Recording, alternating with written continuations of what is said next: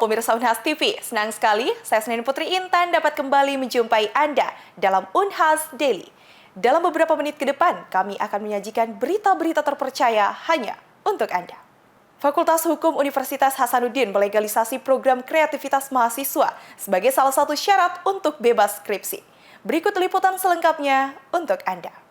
Program kreativitas mahasiswa diselenggarakan oleh Kementerian Pendidikan, Kebudayaan, Riset, dan Teknologi Republik Indonesia. Dapat menjadi tugas akhir pengganti skripsi. Tak perlu menyusun, mengikuti ujian proposal hingga ujian hasil. Mahasiswa Fakultas Hukum Unhas kini bisa lulus tanpa skripsi. Targetnya tentunya semakin banyak yang kita lakukan. Kalau kita bicara dalam konteks target, hari ini kita sementara menyiapkan beberapa tim. Kita berharap akan lebih banyak lagi, bukan hanya 18 tim. Kita mengencourage sebanyak-banyaknya mahasiswa Fakultas Hukum untuk memanfaatkan program ini, karena sebenarnya program penyetaraan menjadi tugas akhir kegiatan PKM ini adalah sebuah kegiatan yang sangat luar biasa, karena bukan hanya dari sisi substansi sebenarnya, tetapi yang sangat penting, dan ini adalah sebuah terobosan yang sangat luar biasa karena dia bernilai SKS. Nilai SKS inilah kemudian yang kita kejar bagi mereka, karena kita tahu bahwa apa yang mereka lakukan itu sangat luar biasa dan itu sangat memakan waktu yang banyak, sehingga tidak salah kemudian kalau kita harus mengkonversi dengan tugas akhir, dan itu tidak hanya dihargai untuk tugas akhir toh, kalau kemudian dia sampai lolos ke PIMNAS, maka ada kesempatan untuk dikonversi ke mata kuliah lain yang memang memiliki keterkaitan sangat erat dengan pencapaian CPL khususnya dan jumlah SKS yang dibutuhkan mahasiswa. Jadi banyak hal yang mereka bisa peroleh dari kebijakan yang dilakukan di level universitas dan kemudian diterjemahkan dengan baik di level fakultas. Sejak tahun 2023, telah diperbaharui pedoman skripsi Fakultas Hukum Unhas, menjadi kebanggaan sebagai fakultas yang paling berani menerapkan kebijakan konversi program kreativitas mahasiswa atau lazim disebut dengan PKM di Universitas Hasanuddin. Tahun 2023 itu sudah kita praktekkan, bahkan di tahun 2023 setelah kami praktekkan baru kami buatkan pedomannya. Jadi setelah ada pedoman ini, di situ sudah jelas rubrik penilaiannya, kapan mahasiswa yang bersangkutan akan mendapatkan langsung nilai atau dia harus mengikuti ujian. Nah, tetapi setelah adanya peraturan rektor nomor 29 tahun 2023 ini tentang penyelenggaraan program sarjana di Universitas Hasanuddin, itu semua rekognisi atau konversi ke tugas akhir dari kegiatan-kegiatan PIMNAS ataupun penulisan artikel ilmiah, itu dapat dikonversi semua ke dalam tugas akhir. Jadi itu tidak perlu lagi diujiankan, jadi semuanya langsung dikonversi ke dalam bentuk nilainya. Salah satu mahasiswi mengungkap bahwa konversi program kreativitas mahasiswa menjadi skripsi bukan sesuatu yang gampang dan butuh perjuangan panjang dan keras. Bahwa baik dari sisi kualitas, sisi kuantitas, baik dari sisi waktu dan juga tenaga, saya kira ini sangat aspa, dan sehingga ketika orang menganggap ini sebagai sesuatu yang gampang dan sebagainya, ini tidaklah gampang. Ada proses luar biasa yang terjadi di belakangnya. Gini, kalau untuk lolos pendanaan PKM itu sendiri, tentu yang paling pertama kita harus mengikuti pedoman.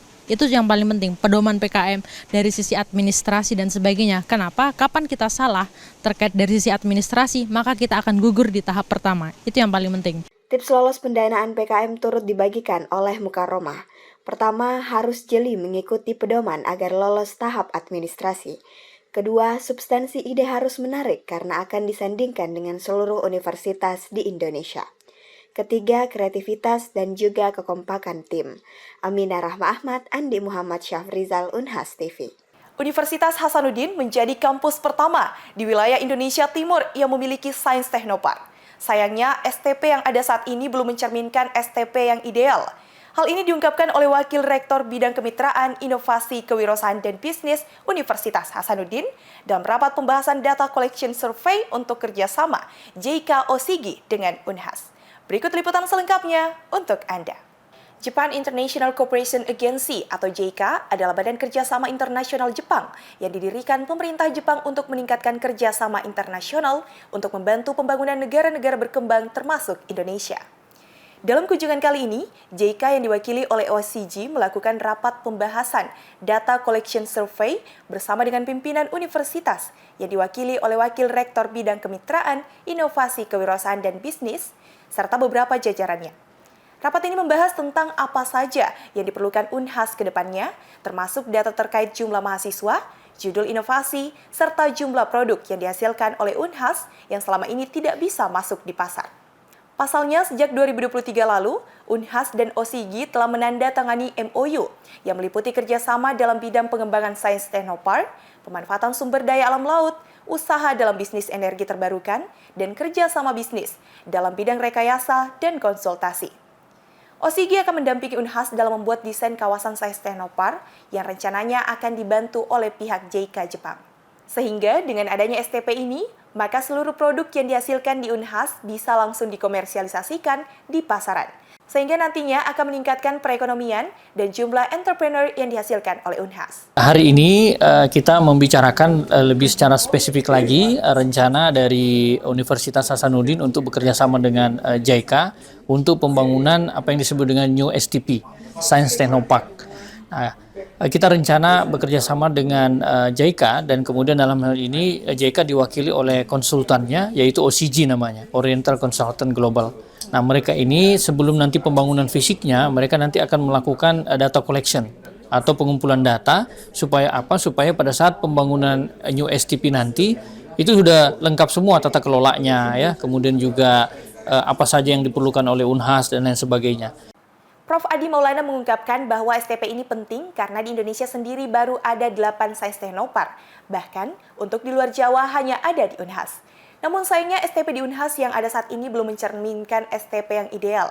Padahal sains teknopark ini adalah jembatan antara universitas dengan dunia industri untuk komersialisasi. Pengembangan STP ini menjadi penting apalagi ke depannya Unhas menjadi universitas yang paling dekat dengan ibu kota negara yang ada di Kalimantan Timur. So JICA, the Japanese government institution, would like to support STPs in Indonesia. So currently we are conducting a data collection survey in different STPs in Indonesia. And also we also conduct the international benchmark study in Japan or Singapore, which is has very advanced type of STPs. So the collaboration with Indonesia and Japan with the establishment of STPs in terms of the infrastructure as well as the technical services, like how to make a commercialization of the startups or how to collaborate with the Japanese companies and big larger companies, that will be beneficial for both countries. Dalam kesempatan ini, Yuka Kato melihat bahwa kerjasama ini adalah business friendship antara Unhas, PT Hadin, dan juga JICA OSIGI. Ia mengungkapkan bahwa peluang bisnis ini telah dipersiapkan sejak lama dan mereka terus mendorongnya bersama Unhas ke depannya. Husnaini Putri Intan, Muhammad Aslan, Unhas TV. Badan Meteorologi, Klimatologi, dan Geofisika atau BMKG wilayah 4 Makassar mengeluarkan perakiraan cuaca ekstrim hujan lebat di kota Makassar dan wilayah lainnya Sulawesi Selatan. Pemerintah kota Makassar bahkan mengeluarkan surat edaran untuk menyikapi cuaca ekstrim atau hujan lebat yang terjadi di kota Makassar khususnya. Simak berita selengkapnya untuk Anda. Pemerintah kota Makassar mengeluarkan edaran menanggapi peringatan dini yang dikeluarkan oleh BMKG terkait cuaca ekstrim yang melanda kota Makassar.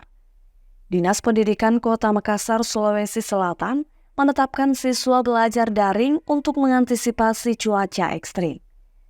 Kebijakan belajar tersebut berlangsung selama 2 hari, yakni pada tanggal 15 hingga 16 Januari 2024. Siswa dan pelajar sekolah dimungkinkan belajar daring layaknya masa pandemi. Surat edaran tersebut ditujukan kepada kepala sekolah PAUD, TK, SD, SMP negeri, dan swasta sekota Makassar. Menurut Detik Sulsel, Dinas Pendidikan Kota Makassar juga meminta pihak sekolah untuk melaporkan perkembangan kondisi lingkungan sekolah kepada Dinas Pendidikan. Menanggapi peringatan dini Balai Besar Meteorologi, Klimatologi, dan Geofisika wilayah 4 Makassar tentang wilayah berpotensi hujan dengan intensitas sedang hingga berat yang dapat disertai kilat atau petir dan juga angin kencang. Pakar hidrometeorologi Unhas, Profesor Halmar Halid menjelaskan tentang kondisi Makassar di tanggal 14 hingga 16 Januari 2024. Yes, ini namanya heavy rain. Jadi warna kuning, hujan lebat, 12 mm per jam. Itu ada semua. Terus anginnya 28 km per jam. Nah itu kemarin itu kalau saya lihat, saya bayangkan itu rumah itu toh, banyak midahan jatuh. Ada yang pohon kemarin kalau tidak salah, pohon jatuh kan? Ada beberapa. Nah, ini WSW itu arah angin. Oke? Nah, jadi ini merah, bisa agak ke merah, itu heavy tadi toh, terus coba ke yang merah, moderate, line itu ini sisa 6 mm per jam, gitu. Nah, sorot yang biru, itu light, sembarang biru yang lain, itu light rain, artinya hujan ringan, intensitas 1 mm per jam. Pada peta cuaca interaktif Zoom Earth, model Global Forecast System Amerika Serikat, di tanggal 14 belum terdapat indikasi cuaca ekstrim. Namun pada tanggal 15 pukul 4 sore, terindikasi hujan moderat atau sedang. Dan pukul 5 hingga 6 sore, Makassar terindikasi heavy rain atau hujan lebat. Serta pada tanggal 16 terindikasi hujan ringan. Seperti potensi banjir rob atau pasang air laut dan genangan pada dataran rendah di kawasan perumahan. Angin kencang yang berpotensi menumbangkan pohon rapuh, papan reklame, dan tiang tinggi yang membahayakan masyarakat sekitar. Rahmatia, Zahra Sabita Soceng, Unhas TV. Berita tadi sekaligus menutup perjumpaan kita hari ini. Terus saksikan Unhas Daily hanya di Unhas TV. Saya Senini Putri Intan, mewakili kerabat kerja yang bertugas, pamit undur diri dan sampai jumpa.